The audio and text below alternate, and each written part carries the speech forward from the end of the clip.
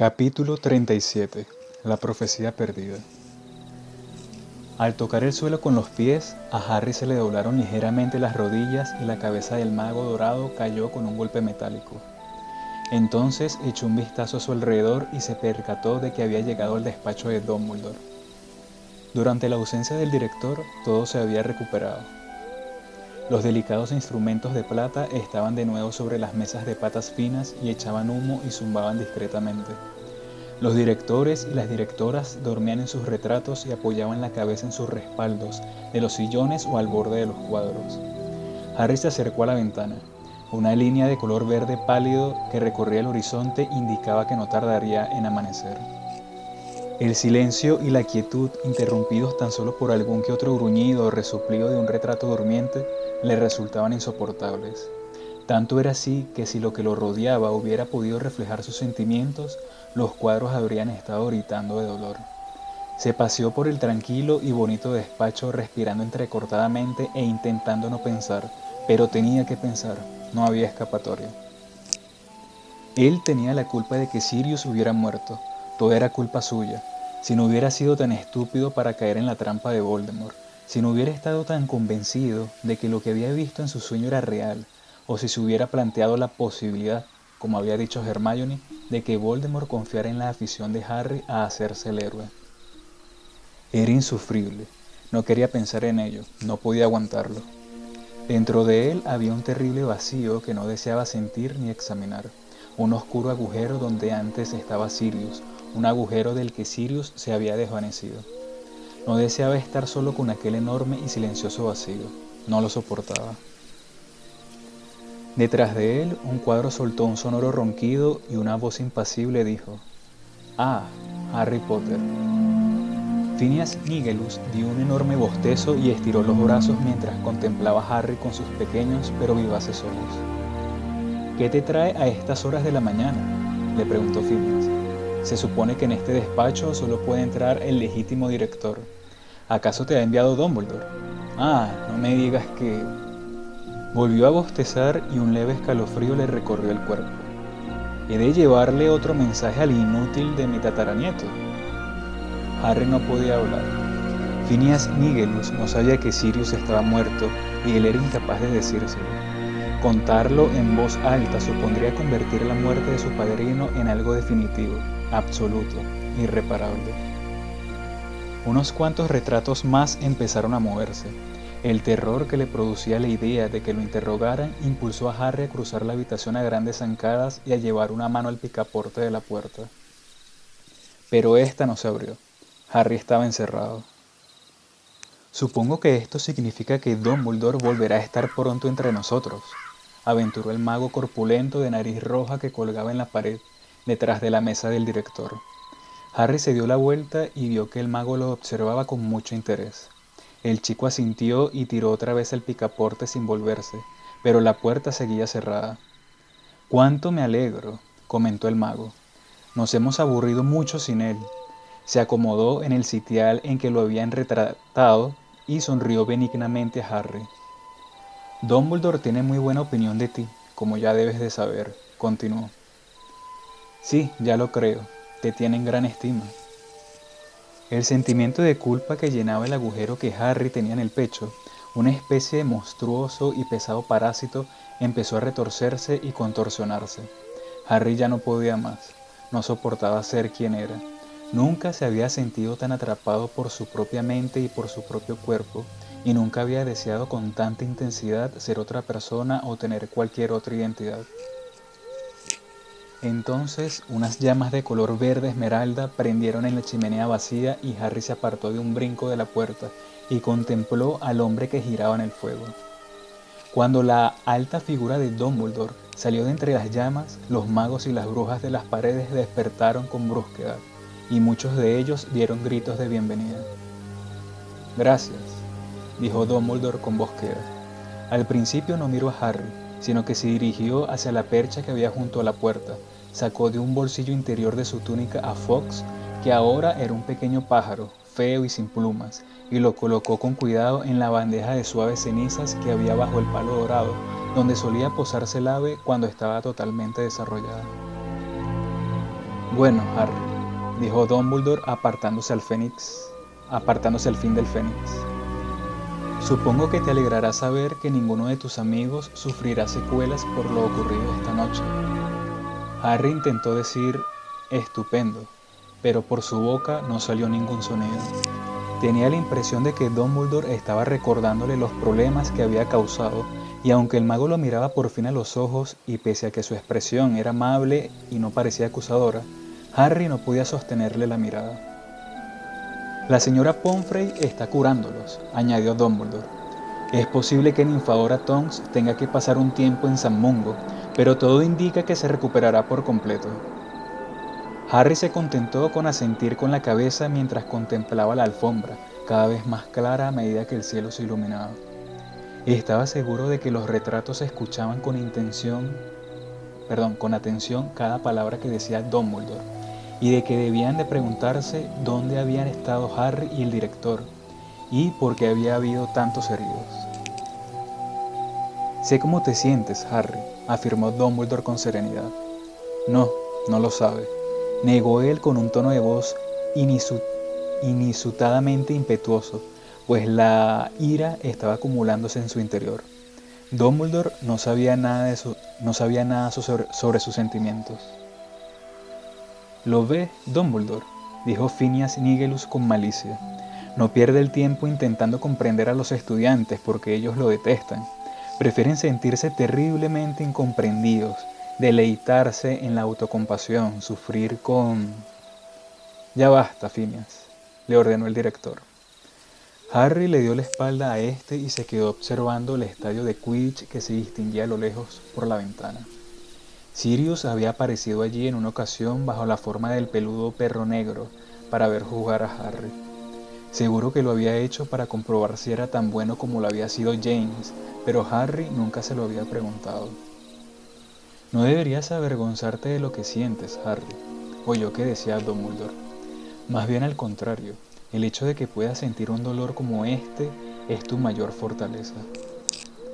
Harry notaba que las llamas de la ira lo quemaban por dentro.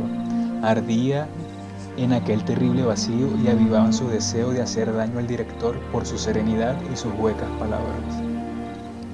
Mi mayor fortaleza, repitió Harry con voz temblorosa mientras contemplaba con atención al estadio de Quidditch, aunque en realidad no lo veía. Usted no tiene ni idea, usted no sabe... ¿Qué es lo que no sé?, le preguntó Dumbledore con calma. Aquello fue demasiado. Harry se volvió temblando de rabia. No quiero hablar de cómo me siento, ¿está bien? Que sufras así demuestra que todavía eres un hombre, Harry. Ese dolor significa que eres un ser humano. Pues entonces no quiero ser un ser humano, rugió Harry, y agarró el delicado instrumento de plata de la mesita de patas finas que tenía a su lado y lo lanzó hacia el extremo de la habitación.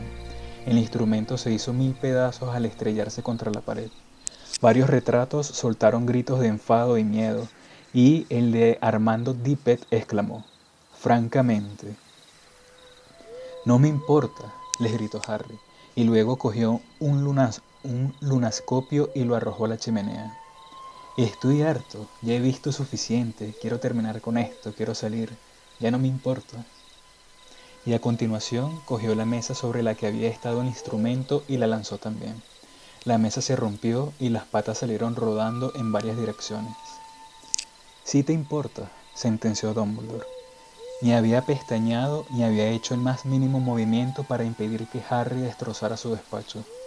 La expresión de su rostro era tranquila, casi indiferente. «Te importa tanto que tienes la sensación de que vas a desangrarte de dolor». «No», gritó Harry, tan fuerte que creyó que se le desgarraría la garganta, y le entraron ganas de abalanzarse sobre Dumbledore y destrozarlo a él también, de arañar su anciana y tranquila cara, zarandearlo, herirlo, hacerle sentir una milésima parte del horror que sentía él. «Sí, ya lo creo que sí», asintió Dumbledore aún con mayor serenidad. «Ya no solo has perdido a tu madre y a tu padre, sino también lo más parecido a un padre que tenías. Claro que importa». «Usted no sabe cómo me siento», bramó Harry. «Usted está ahí tan...». Pero las palabras ya no bastaban. Romper cosas ya no le ayudaban. Quería correr sin parar y no mirar atrás. Quería estar en algún sitio donde no pudiera ver aquellos ojos de color azul claro que lo miraban fijamente, aquella anciana cara de espeluznante tranquilidad. Corrió hacia la puerta, agarró otra vez el picaporte y tiró de él. Pero la puerta no se abría. «Déjeme salir», dijo volviéndose hacia Dumbledore. Harry continuaba temblando de pies a cabeza. «No», respondió el director. Se observaron unos segundos. «Déjeme salir», repitió Harry. «No», repitió Dumbledore. «Si no me deja salir, si me retiene aquí, si no me deja...» «Puede seguir destrozando mis cosas», repuso Dumbledore sin alterarse. «Tengo demasiadas». El director dio la vuelta a su mesa y se sentó en su silla, desde donde siguió observando a Harry. «Déjeme salir», insistió este con una voz fría y casi tan serena como la de Dumbledore. «No hasta que me dejes hablar». ¿Cree que me importa un...? No quiero oír ni una palabra de lo que tenga que decirme». «Me escucharás», aseguró Dumbledore, «porque no estás tan furioso conmigo como deberías estarlo. Si vas a pegarme, como sé que estás a punto de hacer, me gustaría habérmelo ganado del todo». «¿Pero qué dice?» «Yo tengo la culpa de que Sirius haya muerto», afirmó Dumbledore con claridad. «O mejor dicho, casi toda la culpa, porque no voy a ser tan arrogante para atribuirme la responsabilidad absoluta. Sirius era un hombre valiente, inteligente y enérgico, y los hombres como él no suelen contenerse con quedarse sentados en su casa, escondidos, cuando creen que otros corren peligro. Sin embargo, no debiste creer ni por un instante que era necesario que acudieras al departamento de misterios esta noche. Si yo hubiera sido sincero contigo, Harry, ¿qué es lo que debería haber hecho? Habría sabido hace mucho tiempo que Voldemort intentaría engañarte e incitarte a ir al departamento de misterios. De ese modo, no habrías caído en su trampa ni habrías ido allí esta noche. Y Sirius no habría tenido que ir a buscarte. De eso soy el único culpable». Harry seguía de pie con una mano encima del picaporte, aunque no se daba cuenta. Sin respirar apenas, observaba y escuchaba a Dumbledore, pero sin comprender del todo lo que estaba oyendo.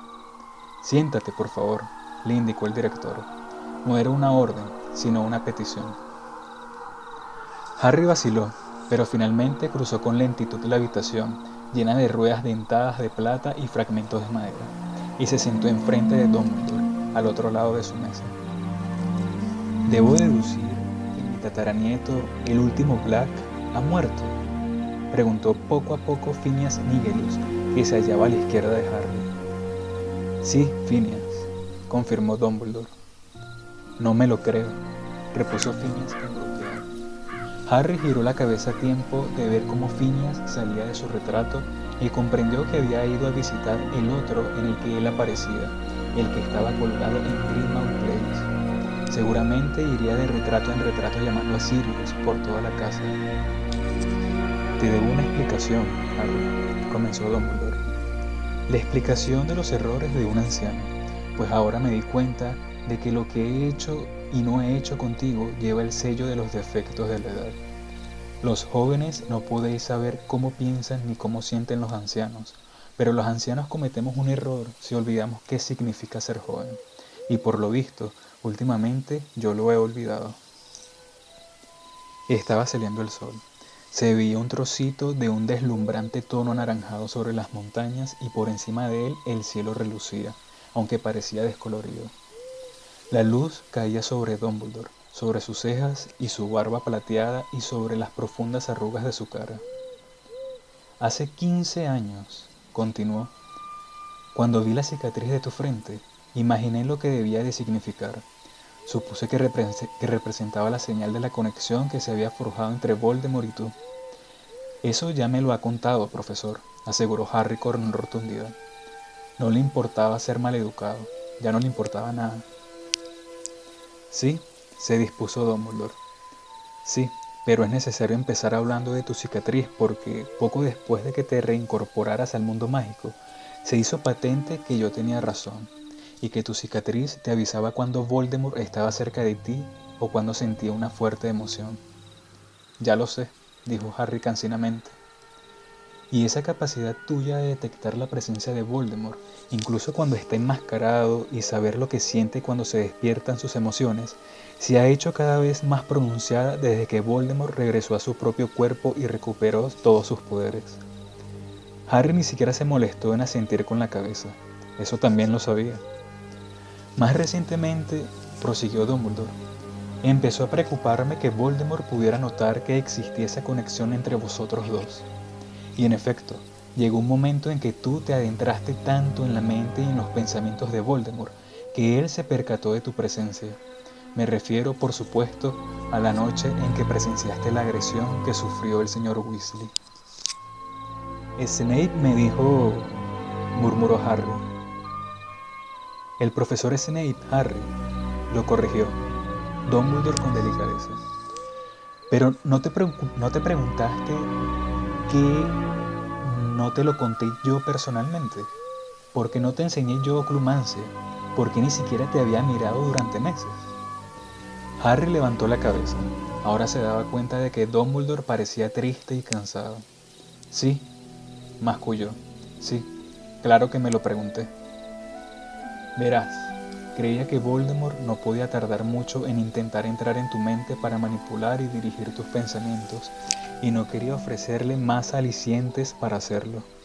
Estaba convencido de que si se daba cuenta de que nuestra relación era, o había sido alguna vez, algo más que la mera relación entre alumno y director, aprovecharía esa oportunidad para utilizarte como un medio para espiarme.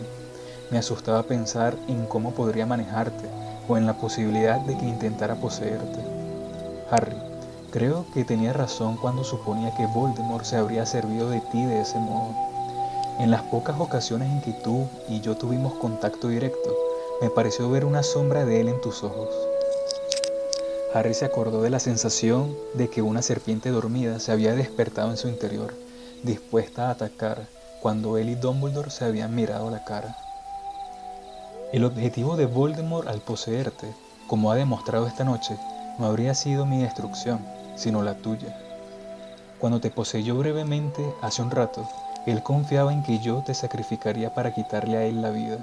Así que, como ves, lo que yo intentaba al distanciarme de ti, Harry, era protegerte. Un error de anciano. Dumbledore suspiró profundamente. Harry dejaba que las palabras resbalaran sobre él. Le habría interesado mucho que le hubiera dado esas explicaciones unos meses atrás, pero ahora no tenían sentido comparadas con el profundo abismo que se había abierto en su interior por la pérdida de Sirius. Nada de todo aquello importaba ya. Sirius me dijo que habías sentido a Voldemort despierto dentro de ti la noche que tuviste la visión al ataque a Arthur Weasley. Comprendí de inmediato que mis peores temores eran ciertos. Voldemort se había dado cuenta de que podía utilizarte. En un intento de armarte contra sus intentos de introducirse en tu mente, pedí al profesor Snape que te enseñara oclumancia. Dumbledore hizo una pausa. Harry contemplaba la luz del sol, que resbalaba lentamente por la lustrosa superficie de la mesa del director e iluminaba un tintero de plata y una hermosa pluma escarlata. Harry sabía que los retratos de las paredes estaban despiertos y escuchaban cautivados el discurso de Dumbledore. De vez en cuando oía el frufru de una túnica, un carraspeo. Sin embargo, Phineas Nigellus aún no había regresado. El profesor Snape descubrió que llevabas meses soñando con la puerta del departamento de misterios, continuó Dumbledore. Desde que recuperó su cuerpo, Voldemort estaba obsesionado, como es lógico, con la posibilidad de escuchar la profecía, y cuando pensaba en la puerta, tú también lo hacías, aunque no sabías qué significaba. Y entonces viste en sueños a Rockwood, quien hasta antes de su detención trabajaba en el departamento de misterios, mientras le decía a Voldemort lo que él ya sabía, que las profecías guardadas en el Ministerio de Magia estaban fuertemente protegidas. Solo las personas a las que se refieren pueden cogerlas de esas estanterías sin enloquecer. Así pues, solo había dos alternativas. O el propio Voldemort tendría que entrar en el Ministerio de Magia arriesgándose a ser visto por fin, o tendrías que cogerla tú por él. Por lo tanto, que dominaras la oclumancia se convirtió en un asunto de mayor urgencia aún. «Pero no la dominé», murmuró Harry. Lo dijo en voz alta, intentando así aligerar el peso de su sentimiento de culpa. Una confesión aliviaría sin duda parte de la terrible presión que le oprimía el pecho. Ni practiqué ni le di importancia, y podría haber dejado de tener esos sueños. Hermione insistía en que practicara. Si lo hubiera hecho, él no habría podido mostrarme a dónde tenía que ir y... Sirius no... Algo estaba brotando en la mente de Harry, una necesidad de justificarse, de explicar. Traté de comprobar si era verdad que tenía a Sirius. Fui al despacho de la profesora Umbridge, hablé con Kreacher por la chimenea y él me dijo que Sirius no estaba allí, que se había ido. Kreacher te mintió, afirmó Dumbledore con serenidad. Tú no eres su amo. Él podía mentirte sin necesidad de autocastigarse siquiera. Kreacher quería que fueras al Ministerio de Magia. Él me envió allí a propósito. Sí. Me temo que Kreacher lleva meses sirviendo a más de un amo. ¿Cómo? Se extrañó Harry sin comprender. Pero si hace años que no sale de Grimmauld Place. Kreacher aprovechó su oportunidad poco después de la Navidad, le explicó Dumbledore, cuando Sirius, por lo visto, le gritó que se largara. Él le tomó la palabra a tu padrino e interpretó aquella expresión como una orden de salir de Grimmauld Place. Así que fue a casa del único miembro de la familia Black por el que todavía sentía algún respeto. Narcisa, prima de Black, hermana de Bellatrix y esposa de Lucius Malfoy. ¿Cómo sabe usted todo eso?, le preguntó Harry. El corazón le latía muy deprisa y se sentía mareado. Recordaba haber estado preocupado por la ausencia de Kreacher durante las Navidades y recordaba también que el elfo había aparecido de repente en el desván. Kreacher me lo contó todo anoche, contestó Dumbledore. Verás, cuando le diste aquel críptico mensaje al profesor Snape, él comprendió que habías tenido una visión de Sirius atrapado en las profundidades del Departamento de Misterios. El profesor Snape hizo lo mismo que tú. Intentó ponerse rápidamente en contacto con Sirius. Debería aclarar que los miembros de la Orden del Fénix disponen de métodos de comunicación más fiables que la chimenea del despacho de Dolores Umbridge. El profesor Snape comprobó que tu padrino estaba vivo y a salvo en Grimmauld Place. Sin embargo, al ver que no regresabas de tu incursión en el bosque prohibido con Dolores Umbridge, el profesor Snape se preocupó, pues tú debías de seguir creyendo que Lord Voldemort mantenía cautivo a Sirius y alertó de inmediato a varios miembros de la Orden. Dumbledore suspiró profundamente de nuevo y prosiguió. Alastor Moody, Nymphadora Tonks, Kingsley Shacklebolt y Remus Lupin estaban en el cuartel general cuando el profesor Snape estableció contacto. Todos acordaron ir enseguida en tu ayuda. El profesor Snape pidió que Sirius se quedara en el cuartel general, pues necesitaba que alguien permaneciera allí para contarme a mí lo ocurrido, dado que yo llegaría a Grimmauld Place en cualquier momento. Entretanto, el profesor Snape tenía la intención de buscarte en el bosque. Pero Sirius no quiso quedarse atrás mientras los demás acudían en tu ayuda. Delegó a Kreacher la tarea de contarme lo sucedido. Así pues, cuando llegué a Grimmauld Place, poco después de que todos hubieran salido hacia el ministerio, fue el elfo quien me contó, riendo a carcajadas, a dónde había ido Sirius. ¿Riendo?, preguntó Harry con voz queda. Sí, ya lo creo. Verás, Kreacher no podía traicionarnos completamente. Pese a no ser guardián de los secretos de la Orden, no podía revelar nuestro paradero a los Malfoy ni contarle los planes confidenciales de la Orden que la Orden le había prohibido revelar. Estaba atado por los encantamientos de su raza, es decir, no podía desobedecer una orden directa de su amo, Sirius. Pero dio a Narcisa cierta información que para Voldemort fue muy valiosa, aunque a Sirius debió parecerle lo suficientemente sabida para que no se le ocurriera prohibirle a Kreacher que se la repitiera. ¿Qué información era esa?, inquirió Harry. Que la persona que más quería a Sirius en el mundo eras tú, y que tú lo considerabas a él una mezcla de padre y hermano, contestó Dumbledore. Voldemort ya estaba enterado, por supuesto, de que Sirius pertenecía a la Orden y de que tú sabías dónde estaba.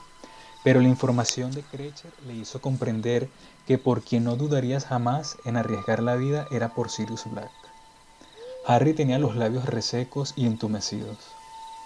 Entonces, cuando anoche le pregunté a Krecher si Sirius estaba allí, los Malfoy, siguiendo sin duda las instrucciones de Voldemort, le habían dicho a Krecher que tenía que hallar la forma de mantener alejado a Sirius después de que tú hubieras tenido la visión de Voldemort, de que Voldemort estaba torturándolo. Así, si decidías comprobar si Sirius estaba en la casa o no, Krecher tendría que fingir que no estaba. Ayer el elfo hirió a Buckbeak, el hipogrifo, y cuando tú apareciste en la chimenea, Sirius estaba arriba curándolo. Harry tenía la sensación de que no le entraba aire en los pulmones y su respiración era rápida y entrecortada. Y Krecher le contó todo eso riendo, dijo con voz ronca. No quería contármelo, pero soy lo bastante hábil en legeremancia para saber cuándo me están mintiendo, y lo persuadí para que me explicara toda la historia antes de salir del departamento de misterios. Y pensar que Hermione siempre nos decía que teníamos que ser amables con él, susurró Harry apretando los puños sobre las rodillas.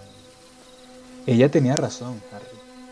Cuando instalamos nuestro cuartel general en el número 12 de Grimmauld Place, advertí a Sirius que debía tratar a Krecher con amabilidad y respeto, y también le dije que Krecher podía ser peligroso para nosotros. Creo que Sirius no me tomó muy en serio. Nunca consideró al elfo un ser con sentimientos tan complejos como los de los humanos. No hable de Sirius como si... Harry no podía respirar bien, y por eso no articulaba las palabras con precisión. La rabia que había disminuido un poco volvía a arder en él. No permitiría que Dumbledore criticara a su padrino. Krecher es un mentiroso, un ser repugnante. Se merecía... Krecher es lo que los magos hemos hecho que sea, Harry, razonó Dumbledore. Sí, debemos tenerle lástima. Su existencia ha sido tan desgraciada como la de tu amigo Dobby. Estaba obligado a obedecer a Sirius porque tu padrino era el último miembro de la familia a la que estaba esclavizada, pero no tenía una lealtad sincera hacia él. Y pese a todos los defectos de Krecher, hay que reconocer que Sirius no hizo nada para que su vida resultara más agradable. No hables así de Sirius, gritó Harry. Se había levantado enfurecido y estaba a punto de abalanzarse sobre Dumbledore, que no había entendido en absoluto a Sirius, ni lo valiente que había sido, ni lo mucho que había sufrido. ¿Y Snape?, le espetó Harry. De él no dice nada, ¿verdad? Cuando le dije que Voldemort tenía a Sirius, se limitó a burlarse de mí como de costumbre. Harry, sabes perfectamente que delante de Dolores Umbridge, el profesor Snape no podía hacer otra cosa que simular que no te tomaba en serio, respondió Dumbledore sin vacilar. Pero, como ya te he explicado, en cuanto pudo, informó a la orden de lo que tú le habías dicho. Fue él quien dedujo a dónde habías ido cuando no regresaste del bosque. También fue él que le dio a la profesora Umbridge un Veritaserum falso, cuando ella intentaba obligarte a revelarle el paradero de Sirius. Harry hizo caso omiso de aquella información. Le producía un tremendo placer culpar a Snape porque eso aliviaba su propio sentimiento de culpa y quería oír a Dumbledore darle la razón. Snape, provocaba a Sirius, daba a entender que era un cobarde por quedarse en la casa. Sirius era demasiado maduro e inteligente para permitir que lo hirieran tan débiles insultos. Snape dejó de darme clases de oclumancia, me echó de su despacho. Lo sé, admitió Dumbledore con pesar. Ya he dicho que cometí un error al no enseñarte yo mismo, aunque entonces estaba seguro de que nada podía ser más peligroso que abrir tu mente a Voldemort si te hallabas en mi presencia. Snape no hizo más que empeorar las cosas. La cicatriz siempre me dolía más después de las clases con él. Harry recordó las opiniones de Ron sobre el tema e insistió. ¿Cómo sabe que no intentaba debilitarme aún más, facilitarle el camino a Voldemort para que entrara en mí? Confío en Severus Snape. se limitó a decir Dumbledore. Pero olvidé otro error de anciano, que hay heridas tan profundas que nunca llegan a cicatrizar. Creí que el profesor Snape podría superar sus sentimientos hacia tu padre, pero es evidente que me equivoqué. Y eso está bien, ¿no?, gritó Harry, ignorando las expresiones de pavor y los murmullos de desaprobación de los retratos de las paredes. Snape puede odiar a mi padre, pero Sirius no puede odiar a Kreacher, ¿verdad? Sirius no odiaba a Kreacher, le corrigió Dumbledore. Lo consideraba un criado que no merecía ni respeto ni atención. A veces la indiferencia y la frialdad causan mucho más daño que la aversión declarada. La fuente que hemos destruido esta noche era una mentira. Nosotros, los magos, llevamos demasiado tiempo maltratando a nuestro prójimo y abusando de él, y ahora estamos sufriendo las consecuencias. ¿Insinúa que Sirius merecía lo que le pasó?, gritó Harry. Yo no he dicho eso, ni me lo oirás decir jamás, repuso Dumbledore impasible. Sirius no era un hombre cruel y en general era amable con los elfos domésticos, pero no sentía ningún afecto por Kreacher porque el elfo le recordaba la casa que tanto había odiado. Sí, claro que lo odiaba, saltó Harry con la voz quebrada. Le dio la espalda a Dumbledore y se le apartó de la mesa. Ahora el sol iluminaba toda la habitación y los ojos de los retratos siguieron a Harry, que caminaba sin percatarse de lo que hacía, sin ver siquiera el despacho. Usted lo obligó a permanecer encerrado en aquella casa, pero él la odiaba. Por eso anoche quiso salir de allí. Yo solo intentaba mantener a Sirius con vida, aclaró Dumbledore con serenidad. A la gente no le gusta que la encierren, replicó Harry furioso al tiempo que se daba la vuelta y se enfrentaba a Dumbledore. A mí me hizo usted lo mismo el verano pasado. Dumbledore cerró los ojos y se tapó la cara con sus manos de largos dedos. Harry se quedó observándolo, pero aquella inusitada muestra de agotamiento o de tristeza, o de lo que fuera, no lo ablandó. Al contrario, estaba todavía más furioso con Dumbledore por dar muestras de debilidad y porque era injusto que mostrara flaqueza cuando Harry quería hacerle culpable. Dumbledore bajó las manos y miró a Harry a través de las gafas de media luna. Ha llegado el momento de que te explique lo que debía explicarte hace 5 años, Harry. Siéntate, por favor. Voy a contártelo todo. Solo te pido que tengas un poco de paciencia. Cuando haya terminado, tendrás ocasión de gritarme, de hacer lo que quieras. No te lo impediré. Harry lo miró un instante con rabia. Luego volvió junto a la silla que había enfrente de Dumbledore y se sentó. El director contempló brevemente los iluminados jardines a través de la ventana y luego volvió a dirigirse a él. Hace 5 años, Harry, que llegaste a Hogwarts sano y salvo, como yo había planeado y previsto. Bueno, quizá no tan sano y salvo. Había sufrido. Yo sabía que sufrirías cuando te dejé ante la puerta de la casa de tus tíos. Sabía que estaba condenándote a 10 oscuros y difíciles años. Hizo una pausa, pero Harry no dijo nada. Te preguntarás, y con motivo, ¿por qué tenía que ser así? ¿Por qué no podía haberte acogido una familia de magos? Muchos lo habrían hecho de buen grado, y habría sido para ellos un placer y un honor criarte como a un hijo. La respuesta es que mi prioridad era mantenerte con vida. Estabas en peligro, un peligro cuya gravedad quizás solo yo fuera consciente. Solo hacía unas horas que Voldemort había sido derrotado, pero sus seguidores, y muchos de ellos, son tan terribles como él. Todavía andaban sueltos y estaban desesperados y encolerizados. Además, yo tenía que tomar una decisión respecto a los años venideros. ¿Acaso creía que Voldemort se había marchado para siempre? No. No sabía si tardaría 10, 20 o 50 años en regresar, pero estaba convencido de que lo haría. Y también estaba seguro, conociéndolo como lo conozco, de que no descansaría hasta haberte matado. Sabía que los conocimientos de magia de Voldemort eran más amplios quizá que los de ningún otro mago vivo.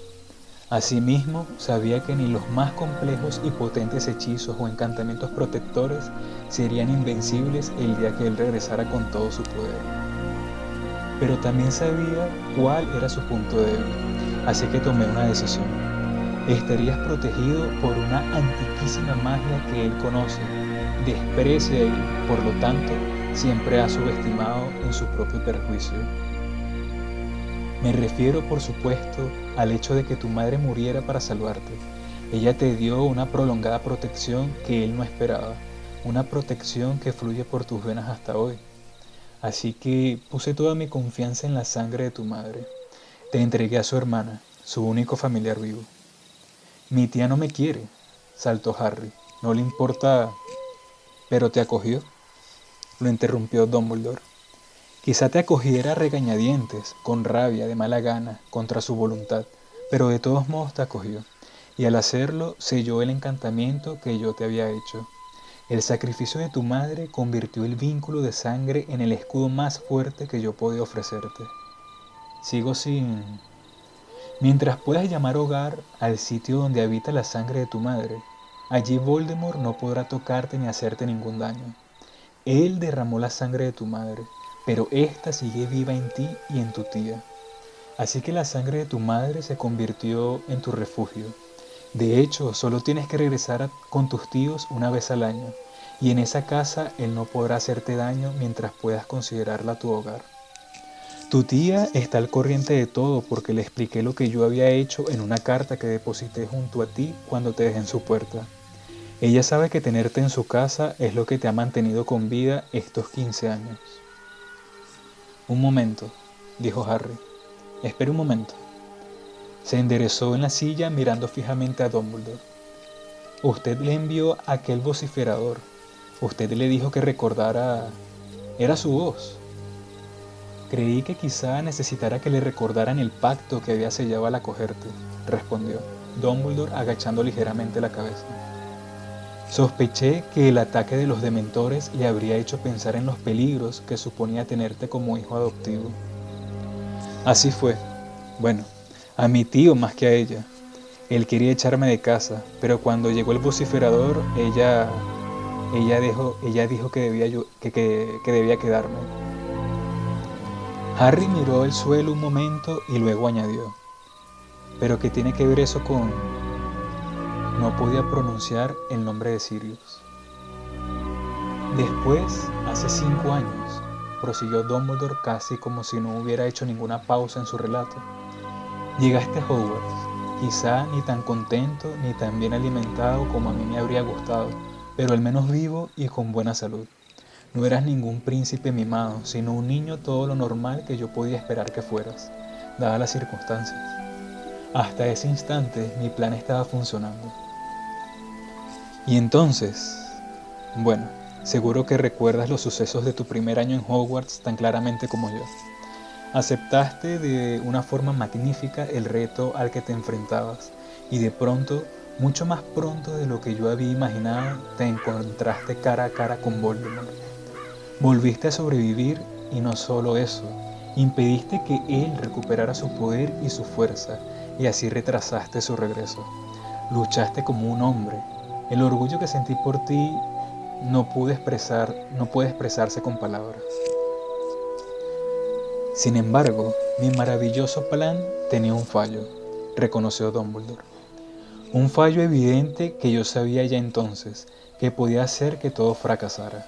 Y aún así, sabiendo lo importante que era que mi plan funcionara, que podía hacer que todo fracasara. Y aún así, sabiendo lo importante que era que mi plan funcionara, me dije que no permitiría que aquel fallo lo arruinara. Solo yo podía impedirlo, así que solo yo debía mantenerme fuerte. Mientras tú estabas en la enfermería, débil tras tu enfrentamiento con Voldemort, llegó mi primera prueba. No entiendo lo que quiere decirme. ¿No recuerdas haberme preguntado en la cama de la enfermería por qué Voldemort había intentado matarte cuando eras un bebé? Harry asintió con la cabeza. ¿Debí decírtelo entonces? Harry escudriñó los ojos azules del director y no hizo ningún comentario, pero su corazón volvió a latir muy deprisa. ¿Todavía no ves el fallo del plan? No, quizá no. Bueno, como ya sabes, decidí no contestarte. Tenías 11 años, me dije. Eras demasiado pequeño para saberlo.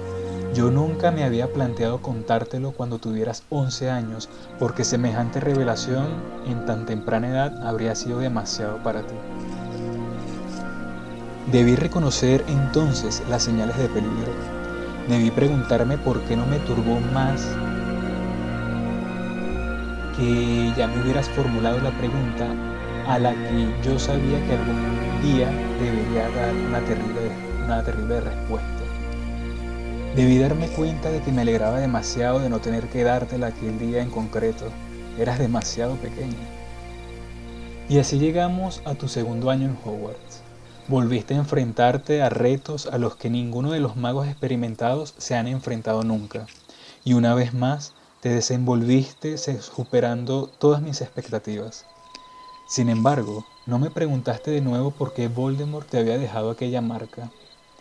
Así, hablamos de tu cicatriz. Nos acercamos mucho al tema, pero ¿por qué no te lo conté todo? Verás, no me pareció que 12 años fueran mucho más que 11, ni que ya estuvieras preparado para recibir la información. Te dejé marchar, manchado de sangre, agotado pero lleno de júbilo, y si sentí una pizca de desasosiego al pensar que quizá debería habértelo explicado entonces, la silencié rápidamente. Eras todavía tan joven, ¿entiendes? Que no tuve valor para estropearte aquella noche de triunfo. ¿Lo ves, Harry? ¿Ves ahora dónde estaba el fallo de mi brillante plan? Había caído en la trampa que había previsto, que había dicho a mí mismo que podría evitar, que debía evitar. No, me importabas demasiado, prosiguió Dumbledore con sencillez. Me importaba más tu felicidad que el hecho de que supieras la verdad. Me importaba más tu tranquilidad que mi plan. Me importaba más tu vida que las que pudieran perderse si fallaba el plan. Dicho de otro modo, actué exactamente como Voldemort esperaba que actuemos los locos que amamos. ¿Existe defensa contra eso? Cualquiera que te haya visto crecer como te he visto crecer yo, y te aseguro que te he seguido más de cerca de lo que puedes imaginarte, habría querido ahorrarte más dolor del que ya había sufrido. ¿Qué me importaba a mí que montones de personas y criaturas sin nombre y sin rostro pudieran perecer en un incierto futuro si en ese momento tú estabas vivo, sano y feliz? Jamás se me había ocurrido pensar que tendría a alguien como tú a mi cuidado. Llegamos al tercer año. Vi desde lejos cómo luchabas para repeler a los dementores, cómo encontrabas a Sirius, averiguabas quién eras y lo rescatabas. Tenía que decírtelo entonces, justo cuando acababas de salvar triunfalmente a tu padrino de las fauces del ministerio. Pero cuando cumpliste los 13 años, se me empezaron a acabar las excusas. No podía negarse que todavía eras joven, pero habías demostrado ser excepcional. No tenía la conciencia tranquila, Harry. Sabía que se acercaba el momento. Pero el año pasado saliste del laberinto tras ver morir a Cedric Diggory, tras librarte tú también por muy poco de la muerte. Y no te lo dije, aunque sabía ya que Voldemort había regresado, que debía hacerlo pronto. Y desde esta noche estoy convencido de que hace tiempo que estás preparado para saber lo que te he ocultado todos estos años, porque has demostrado que debí colocar esa carga sobre ti mucho antes. Lo único que puedo decir en mi defensa es que te había visto sobrellevar tales cargas, cosa que ningún otro estudiante de este colegio ha tenido que soportar, que no me atrevía a añadir otra, la mayor de todas. Harry esperó, pero Dumbledore no dijo nada más. Sigo sin entenderlo. Voldemort intentó matarte cuando eras un niño a causa de una profecía que se hizo poco después de tu nacimiento y que él sabía que se había realizado, aunque no conocía todo su contenido. Decidió matarte cuando todavía eras pequeño porque creyó que así cumplía los términos de dicha profecía. Pero descubrió, muy a su pesar, que se había equivocado cuando la maldición con la que intentó matarte se volvió contra él. Así pues, desde que recuperó su cuerpo y sobre todo después de que el año pasado huyeras de él de aquella forma tan extraordinaria, se propuso conocer enteramente la profecía. Esa es el arma que con tanta diligencia ha estado buscando desde su regreso. Saber cómo destruirte. El sol estaba en lo alto del cielo y el despacho de Dumbledore bañado de luz. La urna de cristal que contenía la espada de Godric Gryffindor brillaba, blanca y opaca. Los trozos de los instrumentos que Harry había tirado al suelo relucían como gotas de lluvia, y detrás de él el pequeño Fox gorjeaba débilmente en su nido de cenizas. La profecía se ha roto, dijo Harry abatido. Cuando intentaba subir a Neville por los bancos de esa sala donde estaba el arco, se le desgarró la túnica y la profecía cayó. Lo que se rompió solo es el registro de la profecía que guardaba el departamento de misterios, pero la profecía se pronunció ante alguien, y la persona que la escuchó puede recordarla a la perfección. ¿Quién la escuchó?, preguntó Harry, aunque ya creía saber la respuesta. Yo, le confirmó Dumbledore. Una noche fría y lluviosa hace 16 años, en una habitación de Cabeza de Puerco. Había ido allí a entrevistarme con una aspirante al puesto de profesor de adivinación, pese a que yo no tenía ningún deseo de seguir impartiendo esa asignatura en el colegio. Sin embargo, la aspirante era la tataranieta de una vidente muy famosa y de gran talento, y accedí a verla por cortesía, pero me llevé una decepción. Me pareció que ella, a diferencia de su antepasada, no tenía ni pizca de inteligencia. Le dije, espero que educadamente, que no cumplía los requisitos para el cargo, y entonces me dispuse a salir de la habitación. Dumbledore se levantó, pasó al lado de Harry y fue hasta el armario negro que había junto a la percha de Fox. Se agachó, corrió un pestillo y sacó la vasija de piedra con runas grabadas alrededor del borde en la que Harry había visto a su padre atormentando a Snape. Dumbledore volvió a la mesa, colocó el pensadero sobre ella y se llevó la punta de la varita a la sien. Retiró de su cabeza unas hebras de pensamiento plateadas, finas como telarañas, que se adherieron a su varita, y las depositó en la vasija. Volvió a sentarse en la silla y observó cómo sus pensamientos giraban y se arremolinaban dentro del pensadero. Entonces, con un suspiro, levantó la varita y tocó la sustancia plateada con la punta. De ella salió una figura envuelta en chales, con los ojos muy aumentados detrás de unas gafas, que giró lentamente sobre sí misma, con los pies dentro de la vasija. Sin embargo, cuando Sybil Trelawney habló, no lo hizo con aquella voz etérea y mística que solía emplear, sino con el tono áspero y duro que Harry solo le había oído utilizar en una ocasión. El único con poder para derrotar al Señor Tenebroso se acerca, nacido de los que han desafiado 3 veces. Vendrá al mundo al concluir el 7º mes, y el Señor Tenebroso lo señalará como su igual. Pero él tendrá un poder que el Señor Tenebroso no conoce, y uno de los dos deberá morir a manos del otro, pues ninguno de los dos podrá vivir mientras siga el otro con vida. El único con poder para derrotar al Señor Tenebroso nacerá al concluir el 7º mes. La figura de la profesora Trelawney, sin dejar de dar vueltas sobre sí misma, se sumergió en la mesa plateada que llenaba las vasijas y desapareció. Se hizo un silencio absoluto en el despacho.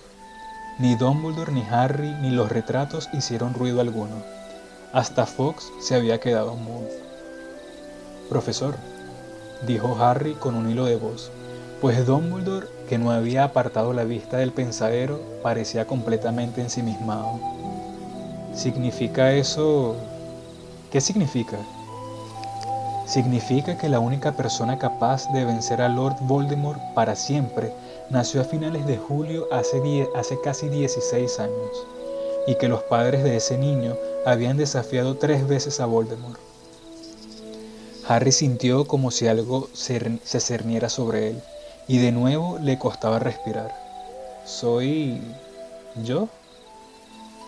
Dumbledore respiró profundamente y dijo con voz queda: «Lo curioso, Harry, es que tal vez no fueras tú. La profecía de Sibyl podría haberse referido a dos niños magos, ambos nacidos a finales de julio de aquel año, cuyos padres pertenecían a la Orden del Fénix y habían escapado por poco de Voldemort en 3 ocasiones. Uno eras tú, por supuesto. El otro era Neville Longbottom. Pero entonces, ¿por qué era mi nombre el que estaba en la profecía y no el de Neville?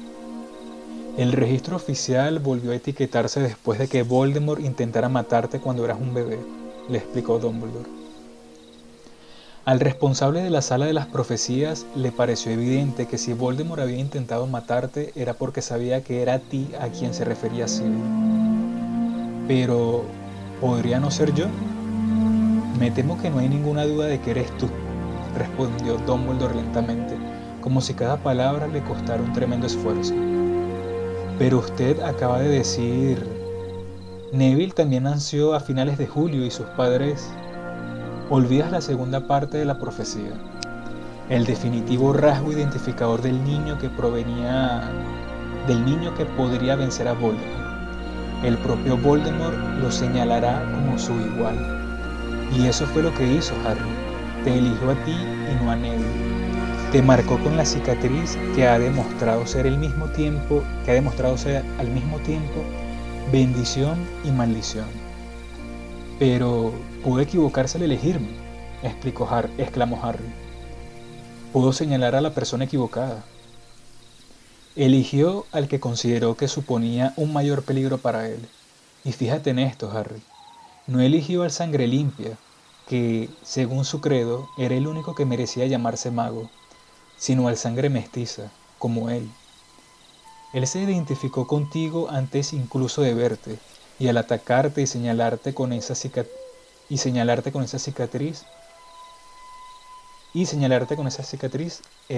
no te mató. Al atacarte y señalarte con esa cicatriz no te mató, como pretendía hacer, sino que te dio unos poderes y un futuro que te han capacitado para escapar de él no una, sino 4 veces hasta ahora, algo que no consiguieron tus padres ni los padres de Neville. ¿Pero por qué lo hizo?, preguntó Harry, que estaba helado y entumecido. ¿Por qué intentó matarme cuando era un bebé?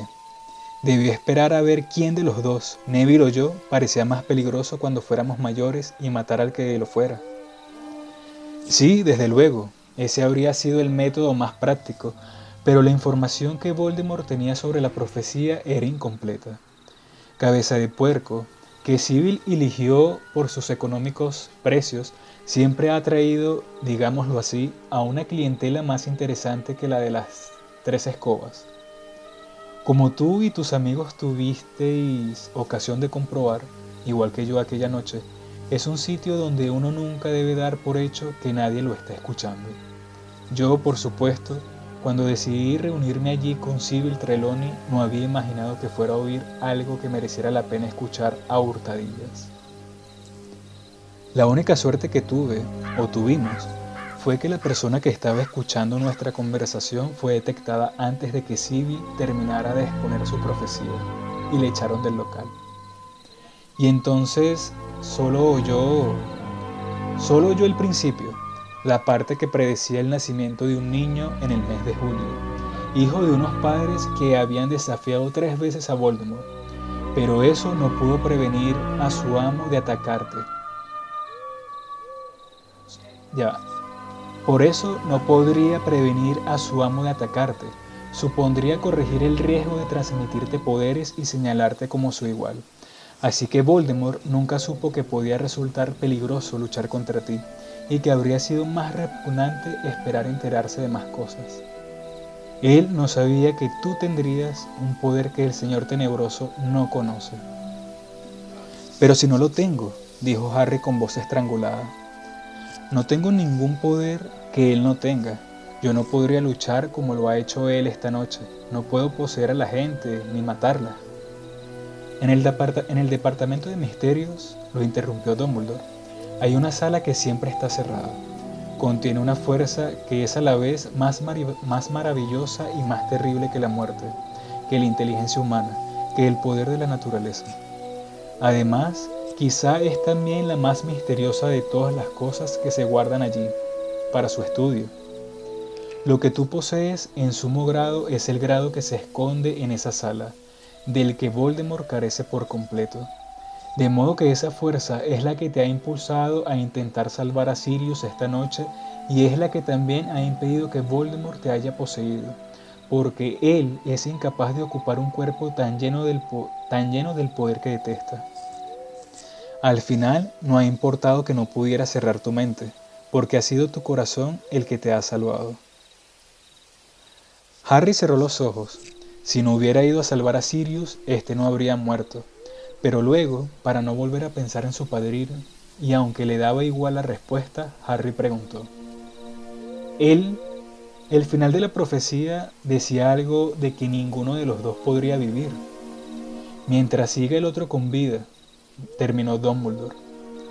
¿Significa eso que uno de los dos tendrá que matar al otro tarde o temprano?, inquirió Harry sacando las palabras de lo que parecía un profundo pozo de desesperación. Sí, afirmó Dumbledore. Permanecieron callados mucho rato. Harry oía las voces más allá de las paredes del despacho. Debía de ser la de los estudiantes que bajaban al gran comedor para desayunar. Parecía imposible que pudiera haber gente en el mundo que todavía tuviera hambre, que riera, que ni supiera que le importara saber que Sirius Black se había ido para siempre. En realidad, era como si su padrino estuviera ya a millones de kilómetros de distancia, aunque una parte de la mente de Harry todavía creía que hubiera apartado el velo, aunque todavía una parte de la mente de Harry creía que si hubiera apartado el velo, habría encontrado a Sirius mirándolo y tal vez recibiéndolo con su atronadora sonrisa. Creo que te debo otra explicación, Harry, dijo Dumbledore con voz vacilante. Supongo que alguna vez te habrás preguntado por qué nunca te he nombrado prefecto. Debo confesar que me pareció que ya tenías suficientes responsabilidades. Harry levantó la cabeza y lo observó, y vio que una lágrima resbalaba por la cara de Dumbledore hasta perderse en su larga y plateada barba.